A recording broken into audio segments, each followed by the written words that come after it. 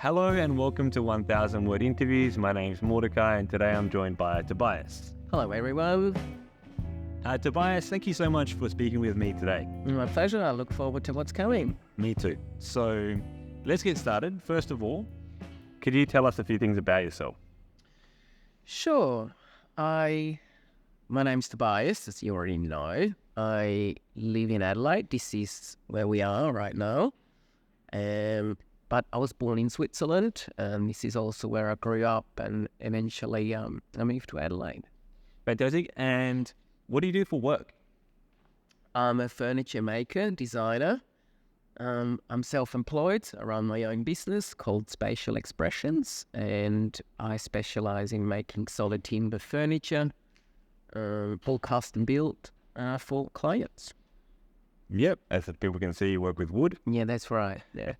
So today we're going to speak about a photo of yours that's important to you and learn a little bit more about you. Mm-hmm. So first question, could you describe what we can see in this photo? Sure. There's a man sitting on a ladder, what appears to be working on a structure that's made of timber. And then it looks like this man is in a workshop, working in a workshop. And then in the background, to the left and to the right-hand side, there is some timber that is stacked up, that is material that is ready to be machined and cut. What else is there? Yeah, that's about it. Yep, fantastic. And where was this photo taken? Oh, this was in a previous workshop. So I had before this workshop here, I had another place, and that's where I made this sculpture.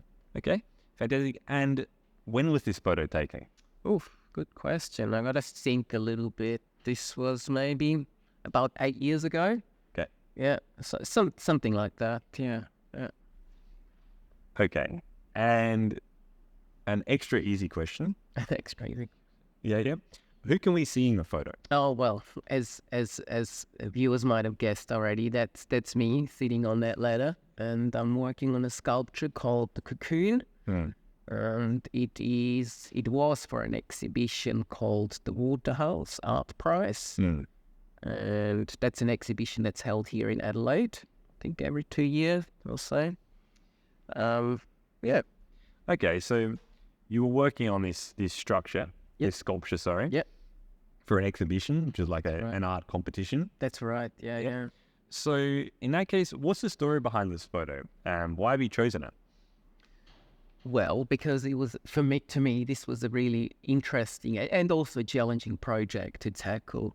The structure, what I'm currently working on, as you can see in the image, is the sprout, so one component of the whole sculpture. And sorry to interrupt, but what is a sprout? A sprout, that is it's a young shoot of a plant, like a very Like when a plant grows, the first thing that comes out of the ground. That's right. Almost like, yes, that's right. And so in my imagination, I call this a sprout. So even though it's much bigger than an actual sprout would be, but the shape should represent that sprout. And so the work is called the Cocoon, and the sprout is only one part of it. And so eventually that sprout moves towards the sky, and of it hangs a little cocoon. Yeah, so you can see this in this image here. Yeah, so it's not really little; it's huge. Yeah, it's actually I wanted to create it. Make it big. Yeah, and that word there that you've used, the cocoon. Yep. Is a tricky word. So what is a cocoon? Oh, a cocoon. Some animals have the way they transform, or the way they grow. They use the cocoon to get from one stage of life to another one. Yeah. So a caterpillar, they build a cocoon around themselves, and then they kind of grow up in that little cocoon to morph into the next stage of their life. Yeah, caterpillar is a classic example. So like a little caterpillar in the cocoon, and when it emerges, it will fly and be a butterfly or a moth. That's right. Yeah. Okay, so you mentioned that this work of art was entered in an exhibition, an art competition. Yeah. So how did you go? Did you win? Oh, did I win? I didn't win. Okay. That would have been the icing on the cake. I didn't get into the exhibition. Okay. But despite all of that, look, it was a really worthwhile experience. Okay.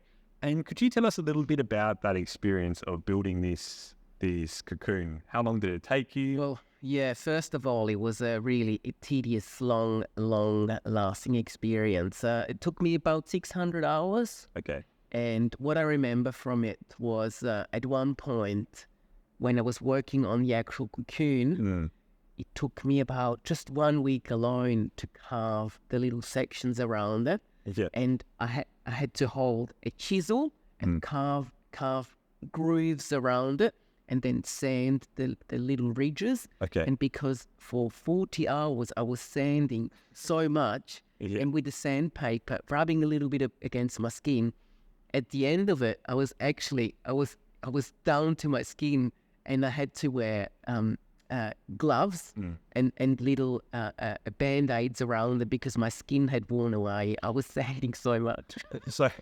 So the project took 600 hours in total. Yeah. And during this particular part of the project, you were sanding, which is like... Yeah, just getting with my thumbs, shaping the sandpaper and getting into the little ridges to sand it smooth so that it looks like that when it's oiled, the work was oiled in the end to protect the timber. And it just takes on this beautiful, shiny, this beautiful sheen. Okay. And so, yeah, I have to finally sand it, and it was just, so tedious to just get into all the little ridges. And were your fingers bleeding?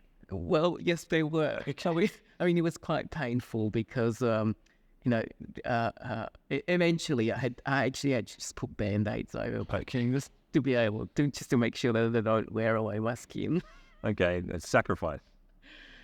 It was, but in a way it was, but, I was in the zone. Okay. It's like you were really... in the zone, because imagine you start your day and I knew, like, okay, for the next 8, 9, 10 hours, that's what I'm doing. I'll be sanding. And so I just had to rise above it and get into that mode of, no, Tykes, you'll be sanding that. Okay. Well, the end product is quite amazing, even though you didn't win. And thanks so much for sharing the story. I guess one final question. What's something that you're looking forward to?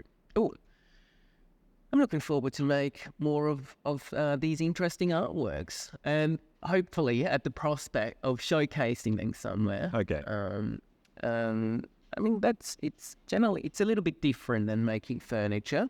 So with these artworks, I have the freedom of just purely coming up with creations that are floating around in my mind. Okay. As opposed to maybe having a brief by a client to say, all right, well, I have to make a dining table or something. So some artwork generally is a little bit more creative freedom for me. Okay. And that's interesting. More creative and more fun. Well, I look forward to seeing them. So thanks so much for sharing your story and speaking with me today. It's been good. My pleasure. And thank you all for watching. As always, you can find all of the questions and answers from our discussion below. And if you happen to be an English teacher, there's also a brief lesson plan which you can use to turn this conversation into an hour or an hour and a half in the classroom. So thank you for watching. I hope you enjoyed it. Thanks, Toby. My pleasure. See you. Bye.